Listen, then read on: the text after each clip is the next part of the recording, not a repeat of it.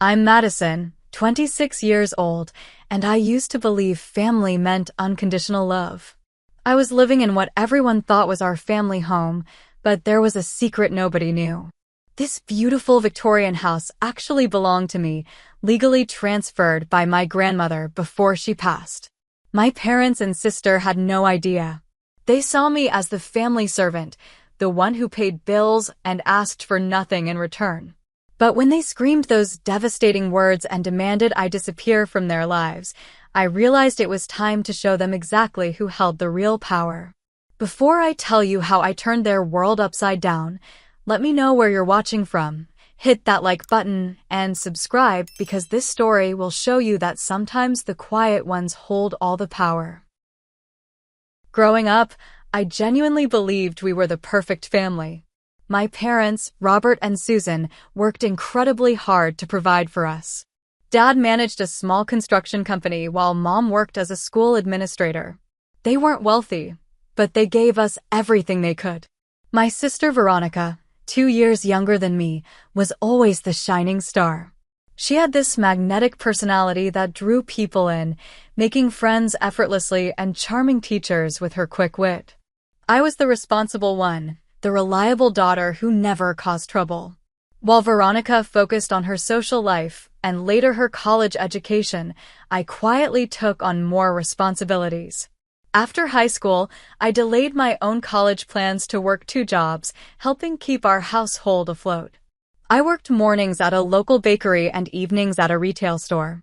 Every paycheck, I handed over most of my earnings to help with groceries, utilities, and Veronica's school expenses.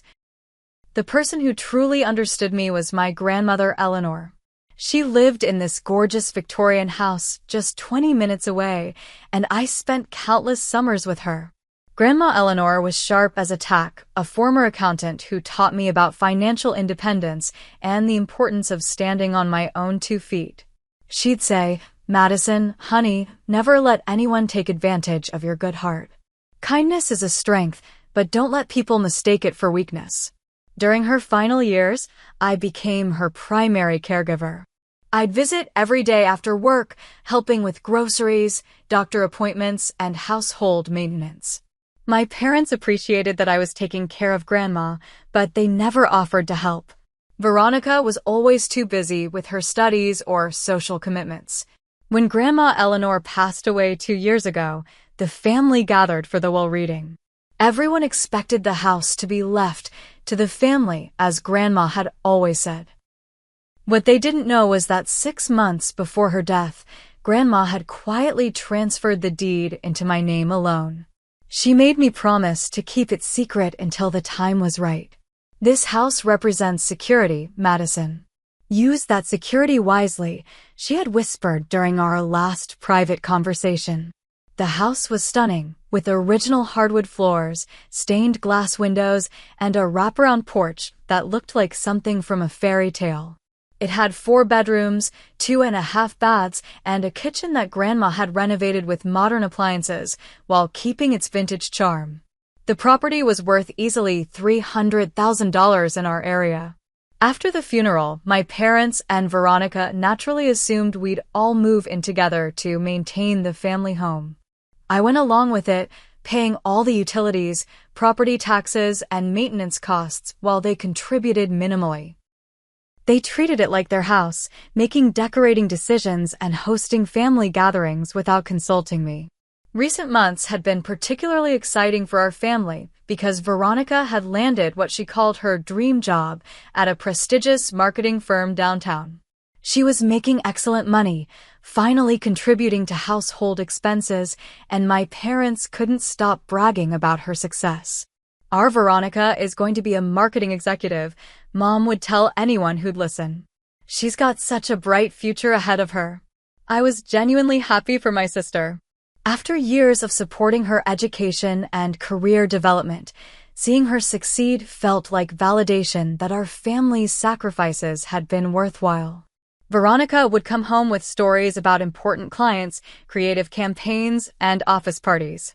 She bought herself a new wardrobe and started talking about getting her own apartment soon. Our family traditions continued as always. Every Sunday, I'd prepare dinner for everyone, and we'd sit around Grandma's old dining table sharing stories from our week. During holidays, I organized decorations, planned menus, and coordinated gift exchanges. My parents often commented on how grateful they were to have such a dependable daughter who kept the family running smoothly. Looking back, I can see the warning signs I missed. Veronica's increasing demands that I cover her car payments when she wanted to save money for clothes. My parents' growing expectation that I would always be available to help with whatever they needed. The way they'd make plans for the house without including me in discussions. But at the time, I interpreted their behavior as normal family dynamics. I thought I was being a good daughter and sister. The foundation of everything I believed about family love was about to crumble in ways I never could have imagined. The phone call came on a Tuesday evening in March. I was preparing dinner when my cell phone rang, showing Veronica's name on the screen. Instead of her usual confident voice, I heard sobbing. "Madison, something terrible happened," she choked out between tears. "They let me go today. The whole marketing department got cut due to company restructuring." My heart immediately went out to her. Losing a job is devastating, especially when you're building your career. "Oh, honey, I'm so sorry. Are you okay? Do you need me to come get you?" "I'm already heading home," she sniffled. "I can't believe this happened. Everything was going so well." I spent the next hour on the phone with her, offering comfort and practical advice. I suggested updating her resume, reaching out to her network, and researching other marketing firms in the area. "This is just a setback," I assured her. "With your skills and experience, you'll find something even better." When Mom and Dad got home, they were equally shocked by the news. Dad immediately started worrying about finances, while Mom focused on emotional support. "These companies have no loyalty anymore," Dad grumbled. After everything Veronica contributed to that place. Initially, everyone rallied around Veronica with love and encouragement. We had family meetings about budgeting and job search strategies. I offered to help update her LinkedIn profile and even suggested she could use some of my savings if she needed professional clothes for interviews. Within a week, Veronica had moved back into her old bedroom, bringing multiple suitcases of expensive work clothes, shoes, and accessories she'd accumulated during her successful months. She set up a makeshift office in the corner of her room and talked optimistically about her job search strategy. But as days turned into weeks, subtle changes began emerging in our household dynamics. Veronica stopped contributing to grocery bills, explaining that she needed to conserve her savings. When I suggested she could help with cooking or cleaning to contribute non-financially, she reminded everyone that she needed to focus her energy on finding a job. The first real red flag came during a family dinner about 10 days after she'd been laid off. We were discussing household expenses when Dad looked at me and said, "Madison, since you're still working, maybe you could cover Veronica's car payment this month, just until she gets back on her feet." I was surprised but agreed, thinking it was temporary family support during a crisis. What bothered me was how Veronica immediately smiled and said, "Thanks, sis. I knew I could count on you," as if my financial help was expected rather than a generous gesture. More concerning was when Veronica started hinting that she should have the master bedroom since she was dealing with job search stress and needed more space for her office setup.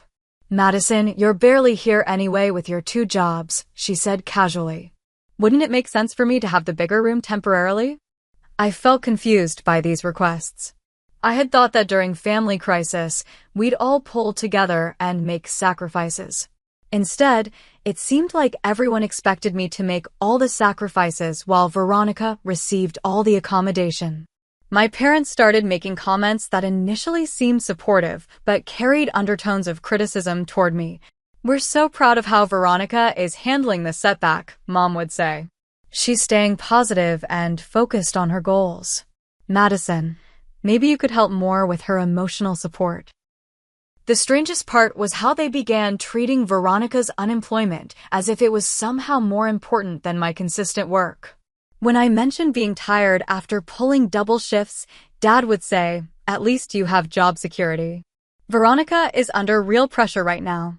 3 weeks into Veronica's unemployment, I started overhearing late-night conversations between my parents and sister that stopped abruptly when I entered the room. They'd be huddled around the kitchen table with papers spread out, discussing something in hushed tones. When I asked what they were planning, they'd give vague answers about family finances and future arrangements. The most unsettling moment came when I heard Veronica on the phone with a friend, complaining about living at home. "It's so cramped here with Madison taking up space," she said, not knowing I was within earshot. "I wish she'd just find her own place so I could have some room to breathe." That night, lying in bed, I remembered Grandma Eleanor's words about people taking advantage of good hearts. For the first time, I started wondering if my family's behavior was crossing the line from normal support into exploitation. But I pushed those thoughts away, telling myself that families help each other through difficult times. I had no idea how much worse things were about to become. By the 4th week after Veronica's job loss, the atmosphere in our house had shifted dramatically. What started as family support during a crisis had transformed into something that felt increasingly manipulative and one-sided. Veronica's job search efforts were becoming questionable. While she talked constantly about interviews and applications, I noticed she slept until noon most days and spent hours on social media. When I gently suggested she might want to set a more structured schedule, she snapped at me about not understanding the stress of unemployment. The financial demands on me escalated quickly. Beyond covering her car payment, I was now expected to pay for her gas, phone bill, and even entertainment expenses. "Madison needs to step up more for the family," I heard Dad tell Mom one evening. "Veronica supported this household when she was working. Now it's Madison's turn." This was completely untrue. Even when Veronica was employed, I had continued paying the majority of household expenses. But somehow, the family narrative had rewritten history to make it seem like I owed them more support. The emotional manipulation became more direct and cruel. During a family dinner, Veronica looked at me across the table and said, "You know, Madison, some people might see you as dead weight in this family. Always taking up space, but never really contributing anything significant." I was stunned. "I work 2 jobs and pay most of the bills here," I replied, trying to keep my voice calm. "Money isn't everything," Mom interjected, taking Veronica's side. "Your sister has always had more ambition and potential. Maybe you should focus on being more supportive instead of keeping score." These conversations became increasingly frequent and harsh. I was criticized for working too much and not being emotionally available, but also criticized when I tried to take time off to spend with family. Nothing I did seemed right anymore. The breaking point accelerated when my parents started making demands about my work schedule. "Madison, Veronica has an important interview Tuesday afternoon," Dad announced. "You need to call in sick so you can drive her and wait in case she needs moral support afterward." When I explained that I couldn't afford to miss work and suggested Veronica could drive herself or take public transportation, the response was explosive. "This is exactly the kind of selfish attitude that holds this family back," Mom said angrily. "Your sister is trying to rebuild her career, and you're worried about one day of work at some bakery." The contempt in her voice when she said "some bakery" cut deep. These were the same jobs I'd been working to support our family for years, jobs they'd previously appreciated when the paychecks helped pay their bills. Veronica's behavior toward me became increasingly cruel and entitled. She started treating me like household staff, leaving messes for me to clean and expecting me to do her laundry along with mine. When I asked her to contribute to housework, she responded, "I'm dealing with career stress." "You've never had real career pressure, so you don't understand what I'm going through." The isolation tactics became more obvious. Family decisions were made without including me, even about the house where I was paying all the maintenance costs. They planned renovations to help Veronica feel more comfortable during her job search, without asking my opinion or considering my financial contribution.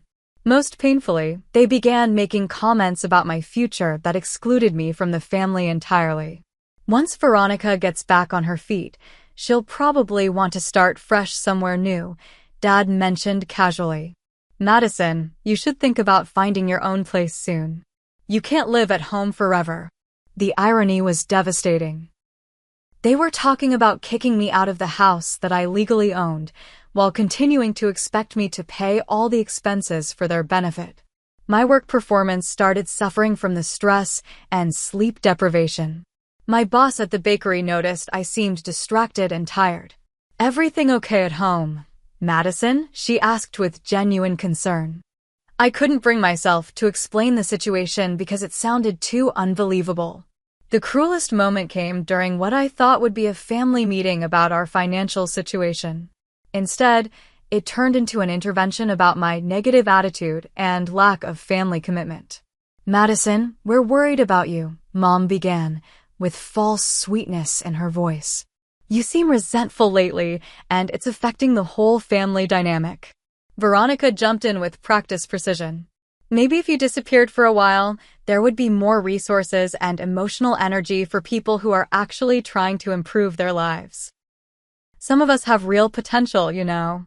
Dad nodded in agreement. "Your sister is going through a difficult transition, and frankly, your presence here seems to be adding stress rather than support." I sat there in complete shock, realizing that the family I had sacrificed everything for saw me as nothing more than a financial resource and emotional burden. They had rewritten our entire history to justify treating me as disposable. That night, I made a discovery that confirmed my worst suspicions. While cleaning the kitchen, I found a stack of job applications that Veronica had printed but never completed or sent. She wasn't even trying to find work, just putting on a performance to maintain her victim status while everyone catered to her needs. When I tried to confront my parents about this discovery, they dismissed my concerns entirely. "Job searching is harder than you understand," Mom said. "Veronica is being strategic about her applications." I realized that no amount of evidence would change their minds because they didn't want to see the truth. They had chosen their favorite, and I was simply the convenient scapegoat for all their problems. The stage was set for the final confrontation that would change everything. The moment that shattered my world came on a Friday evening in late April. I had just finished a double shift, working the morning at the bakery and covering an extra evening shift at the retail store for a coworker who called in sick. I was exhausted, my feet ached, and all I wanted was to come home to some peace and quiet. Instead, I walked into what was clearly a planned family meeting that had been deliberately scheduled while I was at work. My parents and Veronica were sitting around the dining room table with papers spread out in front of them, looking like a board of directors about to deliver bad news to an underperforming employee. "Madison, perfect timing," Dad said, though his tone suggested my arrival was anything but perfect. "We need to have a serious family discussion." I set down my purse and work bag, immediately sensing that something significant was about to happen. The formal way they were sitting, the papers on the table, Veronica's barely concealed smug expression, it all felt like a setup. "We've been talking about the living situation here," Mom began, using the same tone she probably used when disciplining students at school. "And we've come to some important decisions about what's best for everyone." My stomach dropped. "What kind of decisions?" Veronica leaned forward, clearly enjoying her moment. "We've decided that you need to move out, Madison. This arrangement isn't working anymore." I stared at them in disbelief. "Move out? But I pay most of the bills here. This is my home too." Dad cleared his throat. "Madison, you're 26 years old. It's time for you to be independent. We need Veronica to have her space back so she can focus on rebuilding her career without distractions." "Distractions?" I repeated, my voice rising. "I work 2 jobs to help support this household. How am I a distraction?" "That's exactly the problem," Mom said, shaking her head. "You've made yourself too comfortable here, treating this like it's your house instead of contributing as a grateful family member. The audacity of that statement took my breath away. I had been contributing more than anyone else, financially and practically, for years. I've supported you financially and emotionally for years, I said, trying to keep my voice steady. When Grandma was sick, I took care of her. When bills were tight, I worked extra shifts. When Veronica needed help with college expenses, I gave up my own education plans. Veronica rolled her eyes dramatically. And there it is, the martyr complex. Madison, you chose to work those jobs. Nobody forced you. But now your negative energy is affecting my ability to move forward with my life. My negative energy? I couldn't believe what I was hearing. Yes, Dad said firmly. We've been talking, and honestly, we think you've become too dependent on this family arrangement. You need to learn to stand on your own 2 feet. The projection was staggering. Veronica hadn't worked or contributed anything for over a month, but I was the one who was too dependent.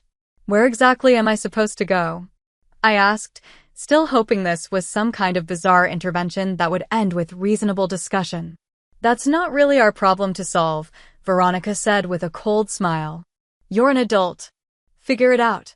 I looked at my parents, waiting for them to correct her cruel dismissal, but they remained silent. Mom even nodded slightly in agreement. We're giving you 1 week to find alternative arrangements, Dad announced, as if he was doing me a favor. That should be plenty of time for someone with 2 jobs to find a rental. 1 week. I was incredulous. To find an apartment, come up with a security deposit, and move all my belongings? Maybe if you had been more responsible with your money instead of just coasting along here, you'd have savings for situations like this, Mom said, with breathtaking hypocrisy considering how much of my income had gone toward supporting them. Veronica leaned back in her chair, clearly savoring my distress. Honestly, Madison, why can't you just disappear already? Nobody wants you here. You're like this dark cloud hanging over the family, bringing everyone down with your boring job problems and lack of ambition. The words hit me like physical blows. This was my sister, someone I had loved and supported unconditionally, telling me that my existence was unwanted. We've supported you long enough, Dad continued, piling on. It's time for you to support your sister for once. She has real potential, a real future ahead of her. You're just holding everyone back. I tried one last desperate appeal to their sense of fairness. I've sacrificed everything for this family. I delayed my own education, worked multiple jobs, took care of Grandma, paid bills you couldn't cover. How can you call that being supported by you? That's what family does, Mom said dismissively. But Veronica has actual career prospects and goals. Your job at a bakery isn't exactly a career path. The contempt in their voices was unmistakable. They had completely rewritten our family history, transforming my years of sacrifice into freeloading and my sister's month of unemployment into some kind of noble struggle that deserved everyone's support. Then came the words that would haunt me forever. Just go die somewhere else and stop being such a burden. Dad shouted, his face red with anger. We're tired of carrying your dead weight. The room fell silent after his explosion. Even Veronica looked slightly surprised by the viciousness of his words, though she quickly recovered and smirked. Mom made no effort to correct him or apologize for the cruelty. Instead, she simply said, "You have 1 week, Madison. We think it's best if you start packing tonight." I stood there in that doorway, looking at the 3 people who were supposed to love me unconditionally, and felt something fundamental shift inside me. The family I had believed in, sacrificed for, and loved with everything I had was nothing more than an illusion. They saw me as disposable, useful only as long as I served their needs. But as I turned to walk toward my room, something else stirred within me. A memory of Grandma Eleanor's voice, reminding me that I was stronger than I knew. And somewhere in the back of my mind, I remembered the papers in my dresser drawer that would change everything. They wanted me to disappear from their lives. I was about to grant their wish in a way they never could have imagined. I walked to my bedroom in a daze, their cruel words echoing in my mind. Go die somewhere else and stop being such a burden.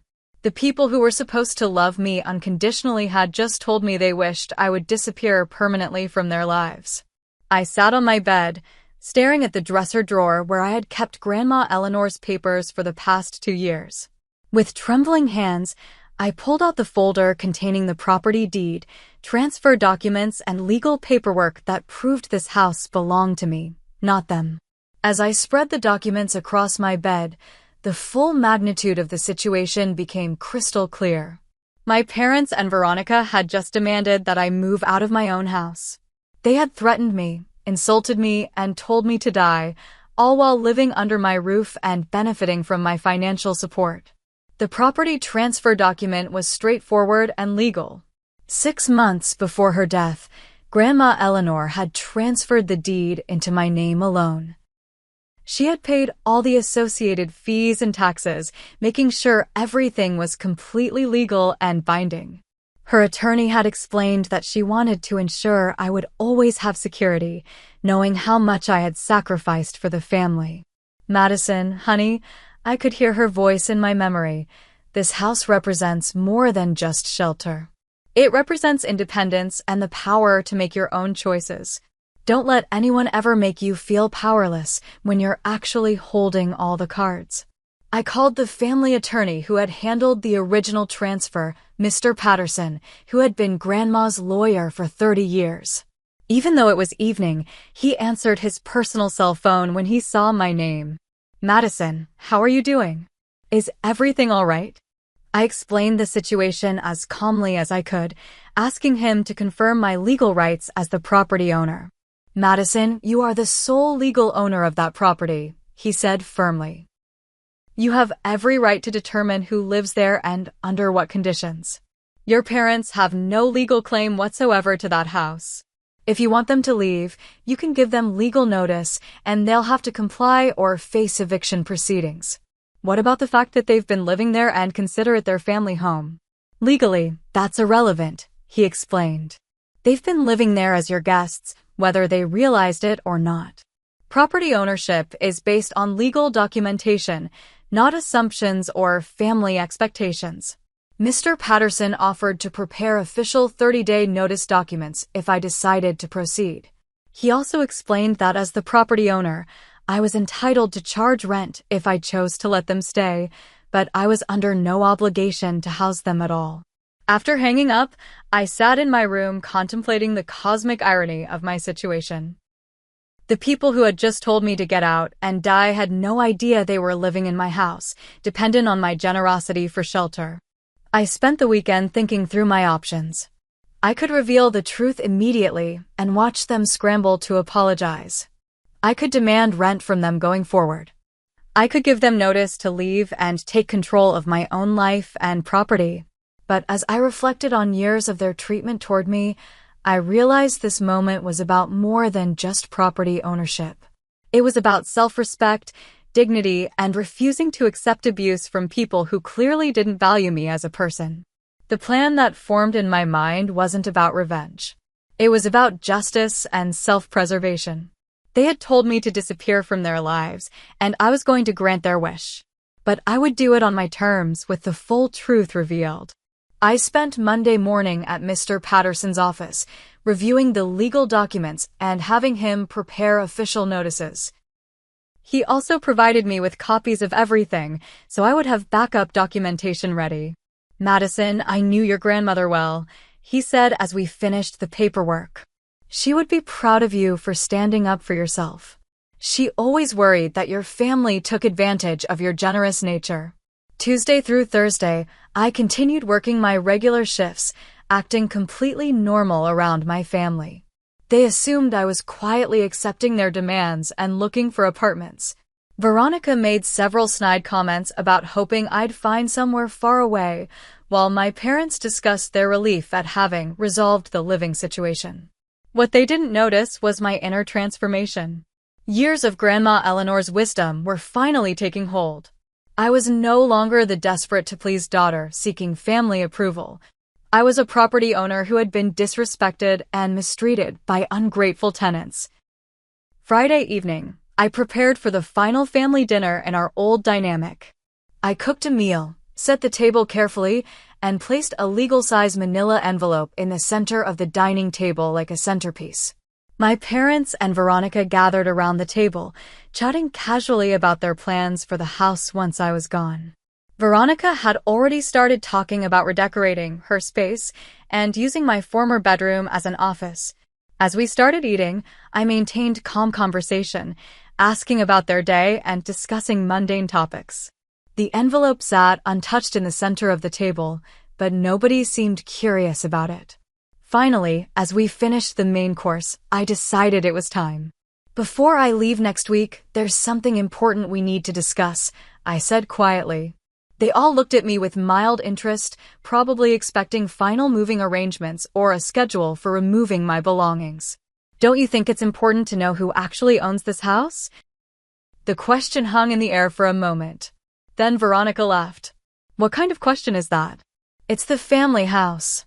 Grandma left it to all of us." "Actually," I said, reaching for the envelope. She didn't. I pulled out the property deed and placed it in front of them. "Grandma Eleanor transferred this house into my name alone 2 years ago. I am the sole legal owner." The transformation in their expressions was immediate and dramatic. Dad grabbed the document, scanning it quickly while Mom leaned over his shoulder. Veronica's face went from amusement to confusion to dawning horror. "This has to be fake," Veronica said, her voice rising. "You're lying."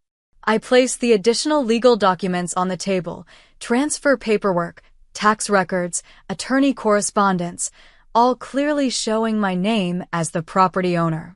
"You told me to disappear from your lives," I said calmly. "You told me to go die somewhere else because I was a burden. Well, I'm granting your wish." I pulled out the 30-day legal notice that Mr. Patterson had prepared. "You have 30 days to find alternative housing arrangements. As the property owner, I'm terminating your residency here." The silence that followed was deafening. Dad's face cycled through several colors as he processed the magnitude of their mistake. Mom's mouth opened and closed without making sounds. Veronica looked like she had been slapped. "You can't do this." Veronica finally screamed. "This is our home." "Actually, it's my home," I replied. "And you just spent the last month telling me how much you wanted me gone. Congratulations, you're getting your wish." The power dynamic had shifted completely, and we all knew it. The family that had just told me to die and disappear was now at my mercy, completely dependent on my goodwill for shelter. They wanted me gone, but I was taking my house with me. The atmosphere around that dinner table transformed from casual family conversation to stunned silence in a matter of seconds. My parents and Veronica stared at the legal documents spread before them, their faces showing a progression of disbelief, panic, and dawning realization. Dad was the first to recover his voice, though it came out as more of a croak. "Madison, this can't be real. There has to be some mistake." "There's no mistake," I said calmly, my voice steadier than I had felt in months. "Grandma Eleanor made this decision deliberately. She wanted me to have security and independence." Veronica snatched the property deed from Dad's hands, studying it with desperate intensity as if she could will the words to change. "This is impossible. Grandma said she was leaving the house to the family." "She said she was leaving it to family," I corrected. "She chose which family member would inherit it." Mom finally found her voice, though it was shaking. "Madison, honey, surely you're not serious about this notice. We can work something out. We're family." The word family coming from her lips, after what they had put me through, was almost laughable. "Funny how I'm suddenly family again now that you need something from me," I observed. "Last week, you told me to go die somewhere else because I was a burden."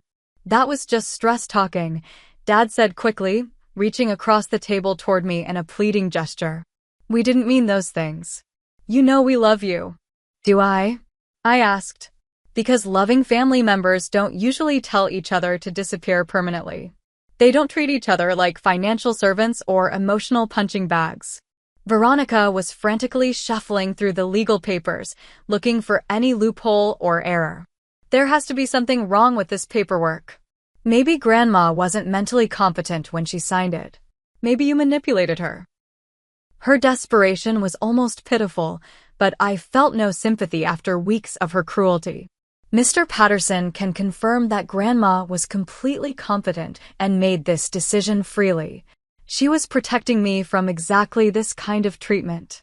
Madison, please, Mom said, tears starting to form in her eyes. Where are we supposed to go? We can't afford market rent on a place this size. The irony was staggering. For years, I had been paying market rate expenses on this house while they contributed minimally. Now they were worried about affording housing costs they should have been paying all along. That's not really my problem to solve, I said, echoing Veronica's exact words from the previous week. You're adults. Figure it out.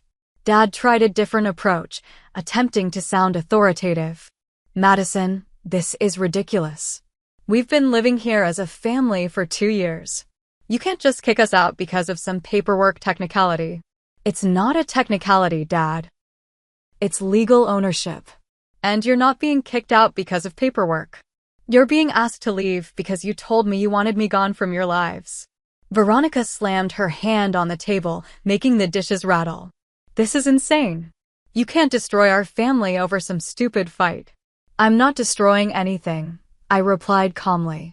You destroyed our family dynamic when you decided I was worthless and expendable. I'm simply responding to your clearly expressed wishes.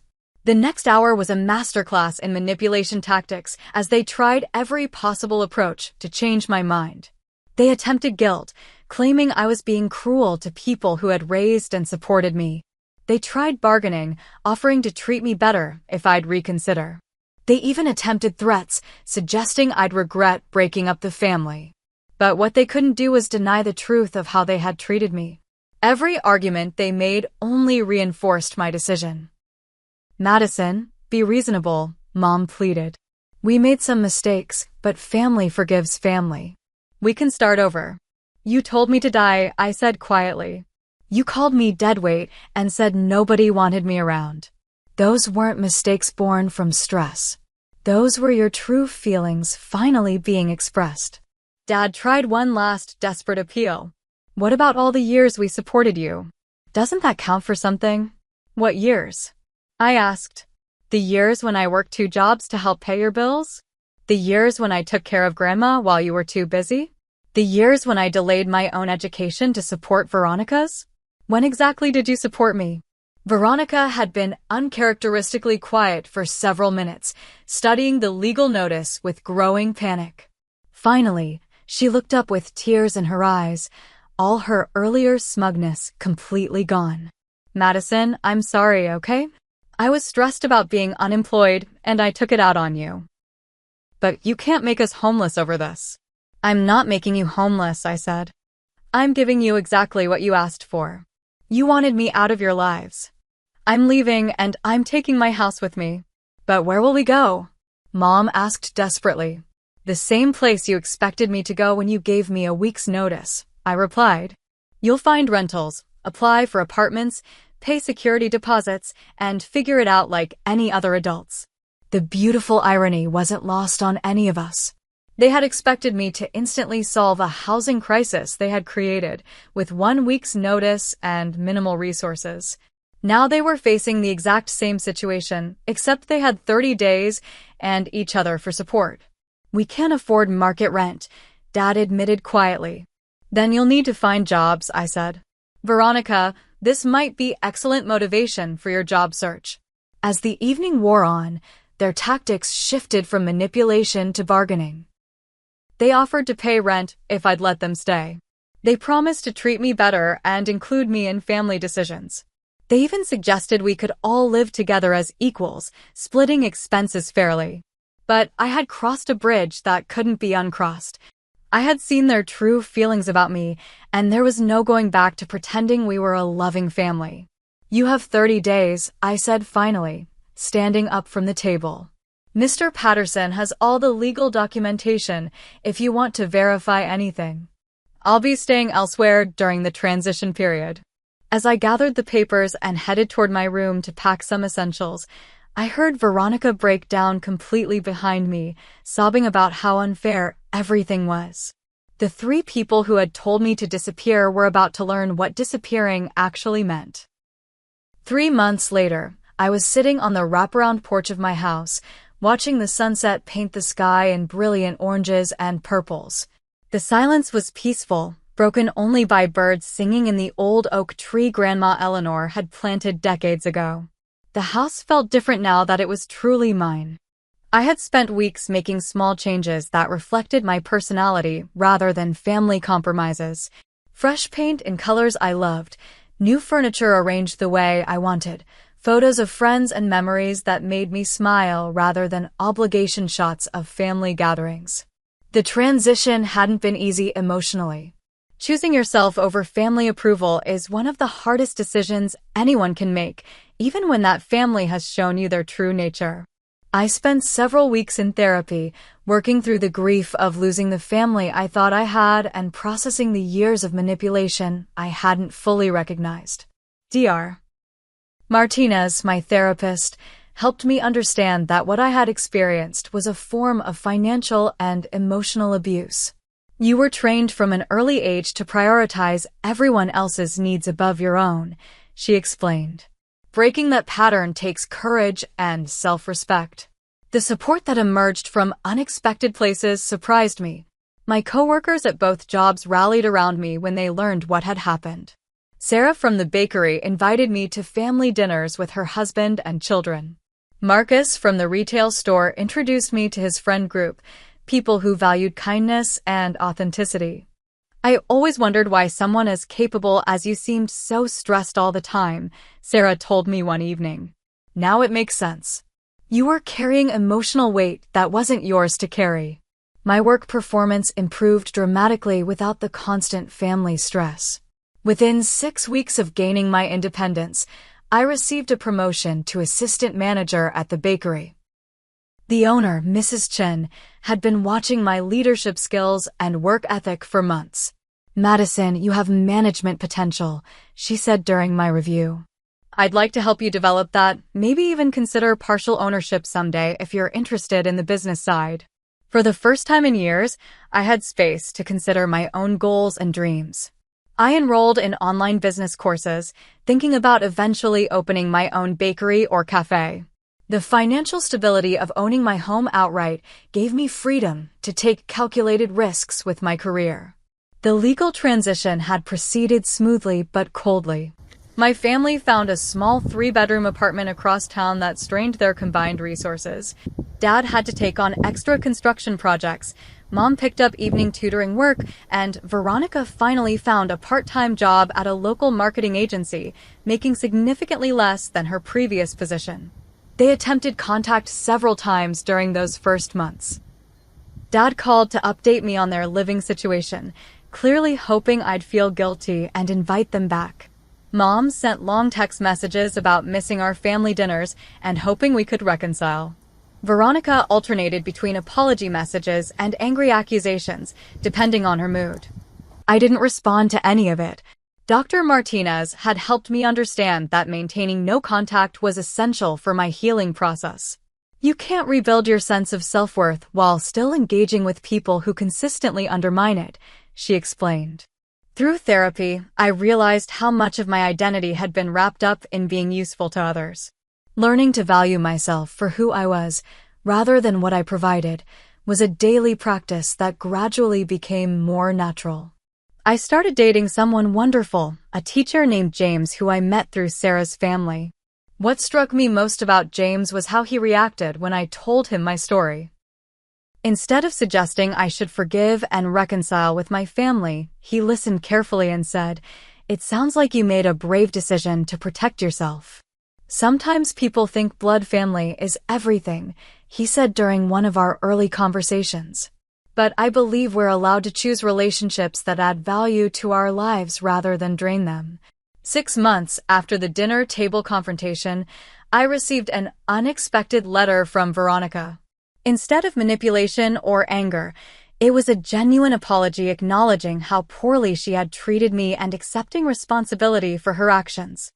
I've been in therapy trying to understand why I felt so entitled to your support while giving nothing back, she wrote. I'm learning about narcissistic behavior patterns and recognizing how I exploited your generosity. I don't expect forgiveness, but I want you to know I understand now that what we did was wrong. I appreciated the apology, but wasn't ready for contact. Perhaps someday we might rebuild some kind of relationship, but it would have to be entirely different from what we'd had before. A year later, I hosted my first Thanksgiving dinner for my chosen family of friends. Sarah and her husband brought their children. Marcus came with his partner. James contributed his famous stuffing recipe, and Mrs. Chin surprised everyone by joining us with homemade dumplings. As we sat around Grandma Eleanor's dining table, sharing stories and laughter, I felt a deep sense of peace. These people valued me for who I was, not what I could provide them. They celebrated my successes and supported me through challenges without keeping score or expecting payment. What are you most grateful for this year? James asked as we went around the table sharing thanks. I'm grateful for learning that loving yourself isn't selfish, I said. It's necessary for any authentic relationship. Looking back, I understand that my family's betrayal was actually a gift in disguise. It forced me to discover my own strength and taught me the difference between being needed and being valued. The house that Grandma Eleanor left me wasn't just property, it was a foundation for building the life I actually wanted rather than the life others expected me to live. I learned that blood doesn't automatically create family bonds, and sometimes the strongest thing you can do is choose yourself over people who treat you as disposable. Real love doesn't require you to diminish yourself to make others comfortable. Every evening when I sit on this porch watching the sunset, I can almost hear Grandma Eleanor's voice in the wind, proud that I finally understood her lessons about independence and self-worth. The family that told me to disappear learned that when you push someone away, you might discover they were the foundation holding everything together. But I learned something even more valuable. I didn't need their approval to build a beautiful life. What would you have done in my situation? Have you ever had to choose between family loyalty and self-respect? Let me know in the comments below, and don't forget to hit that like button if this story resonated with you. Subscribe for more stories about finding strength in difficult situations, and share this with anyone who might need to hear that they deserve to be valued, not just used. Thank you for listening to my story, and remember that sometimes the most loving thing you can do is love yourself enough to walk away from people who don't appreciate your worth. I hope your own journey leads you to people who celebrate you for exactly who you are.